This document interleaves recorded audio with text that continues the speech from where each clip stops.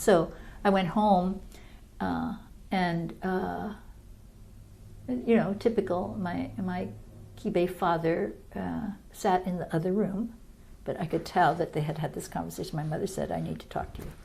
And she said, we never told you this before, but we want you to know that during the war we renounced our American citizenship. And I was like shocked. So what do you mean? She said, it's complicated, but we suffered the consequences of opposing the government. And so we don't want you to get in trouble. And she had tears. And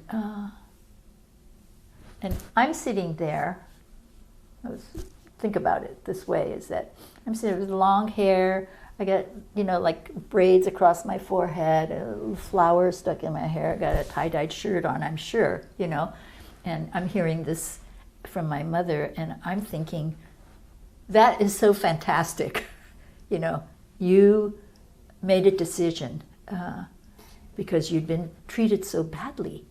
And I said, why didn't you tell us this before? And then she really started crying, and she said, we're afraid you'd be ashamed of us.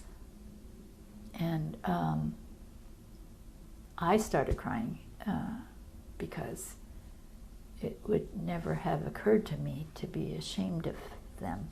And then we went on to have more of the conversation. But, you know, when I reflect back on that, I realize how they spent their life being so careful to not make a mistake, to not be cast in any kind of negative light, because they had suffered so much from that little speech, from that two-letter word no, that they had to decide how they were going to raise their children, and one way was to not tell them about their dissidence.